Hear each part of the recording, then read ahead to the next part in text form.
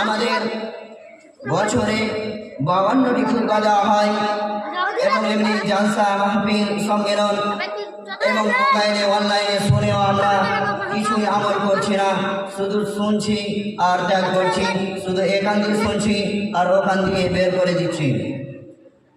মহান রব্বুল আলামিন বলেন, ওয়ালাকাদ যারা'না লিজাহান্নামা কাসীরাম মিনাল জিন্নি ওয়াল ইনস, আমি মানুষ আর জিনকে জাহান্নাম পরিপূর্ণ করে দেব মানুষ আর জিন দ্বারা।